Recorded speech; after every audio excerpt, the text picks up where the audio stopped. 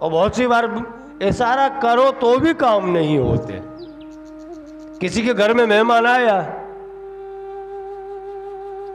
1 दिन 2 दिन 8 दिन तक रुका, अच्छी मेहमानी हुई। और अच्छी मेहमानी होने के बाद में वो जा नहीं रहा है, जो घर का मुखिया है वो विचार कर रहा है कि अब तो बहुत हुई भाई, क्या किया जाए ऐसा जो हमारे मेहमान जाए। उसने जाकर के खुद की घरवाली से पूछा, तू सुनती है भाग्यवान, मेहमान को आए हुए बहुत दिन हो गए, वो जाने का नाम नहीं ले रहा है, कोई युक्ति बता ले। तो उसकी घरवाली बोली, और कर लो सेवा, तुम और कर लो सेवा, वो क्यों जाएगा, उसको तो अच्छा अच्छा माल मिल रहा है खाने को। तो घर धनी ने बोला, भाग्यवान मैं यहाँ लड़ने नहीं आया हूं, तुमसे उपाय पूछने आया हूं, उपाय बताओ। तो उसकी घर वाली बोली कि एक ही उपाय है कि खाना मत बनाओ, आज खाना मत बनाओ, कल वो चला जाएगा, कब तक रहेगा भूखा प्यास। तो वह घर वाला बोला कि उसके लिए कोई कारण भी तो होना चाहिए, कि कारण खाली इतना ही है कि हम दोनों लड़ाई झगड़ा करना चालू कर देते हैं, उसके बहाने से रसोई नहीं बनेगी, मेहमान चला जाएगा। तो ऐसा कर लो। तो हमारे रूम के अंदर से जोर जोर से आवाज आने लगी, मैं तुझे रोज समझाता हूं, तुझे आता नहीं है, ये हजारों बातें सुना दी उसने।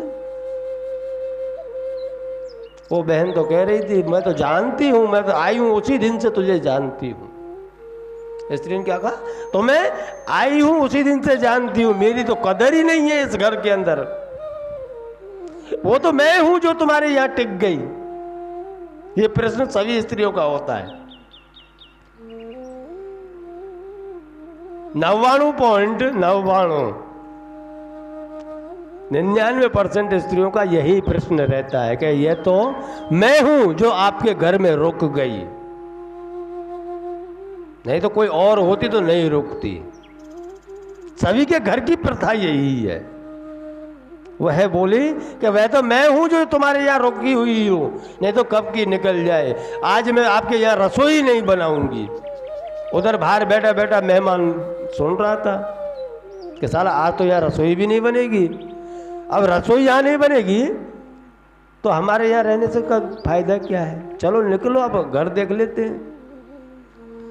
मेहमान उठा, उसने ठेला उठाया और निकल लिया।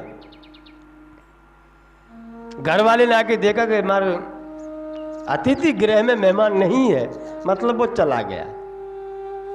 वह आया रूम के अंदर और उसको अपनी घरवाली को बोलने लगा, अब क्यों रो रही है, अब क्यों रो रही है, बंद हो जा। मैं कहा तुझसे, मैं सचमुच में लड़ रहा था, मैं तो झूठ मूठ का लड़ रहा था आपके साथ में। तो वो घरवाली बोली कि मैं भी कहा सचमुच की रो रही हूँ, मैं भी झूठ मूठ की रो रही हूँ। तभी आवाज पीछे से आई कि मैं भी कहा सचमुच का गया था, मैं भी झूठ मूठ का ही गया था, बनाओ रसोई। इसलिए बहुत सी बार कहने से काम नहीं होता, बहुत सी बार इशारा करने से भी काम नहीं होता। यहाँ भगवान के इशारे केवट को नहीं लग रहे हैं, केवट परेशान है, भगवान भी परेशान है, दोनों एक दूसरे की मान नहीं रहे। भगवान कह नहीं रहे और वह मान नहीं रहे। इतने में लक्ष्मण जी को क्रोध आ जाता है।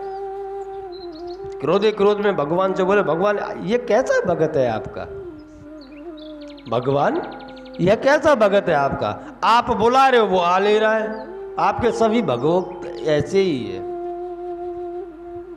लखन जी बोले कि आपके सभी भक्त ऐसे ही है, एक को बुला रहे हो वो आ नहीं रहा, एक को भेज रहे हो वो जा नहीं रहा। भगवान बोला क्या हुआ, कि हाँ आपके सभी भक्त ऐसे ही है, केवट को आप बुला रहे हो वो आ नहीं रहा है। उधर सुमंत जी खड़े रथ लेकर के, उसको कह रहे आप अयोध्या जाओ तो वह अयोध्या नहीं जा रहा है। आपके सभी भक्त ही ऐसे हैं।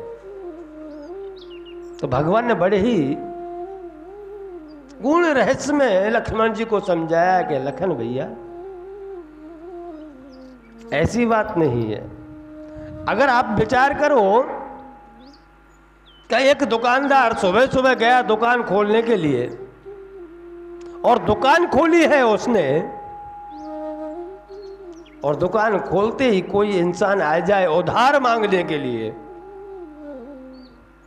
तो वो क्या विचार करेगा कि इसने तो मेरी सुबह की बोनी ही बिगाड़ दी, आज पूरा दिन ही खराब जाएगा।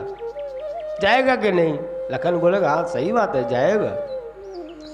तो आप विचार कीजिए कि वनवास किसको मिला? पिताश्री ने वनवास दिया था मुझे, मैं वन को जा रहा था, लेकिन आप और सीता जी दोनों वन को आने के लिए तैयार हो गए।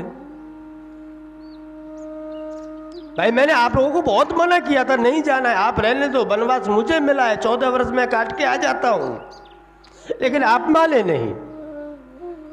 तो भौनी तो मेरी शुरुआत से ही बिगड़ गई है, आप माने थे क्या? तो लखन जी बोले कि नहीं माने। तो बस आप नहीं माने तो फिर तो मैंने उसी समय निर्णय कर लिया था कि आगे भी मेरे कोई मानने वाला नहीं है, जहां जहां जाऊंगा वहां मेरी कोई नहीं मानेगा। जब शुरुआत घर से ही हुई है, घर वाले ही किसी की नहीं मानते तो बाहर वालों से क्या उम्मीद करें?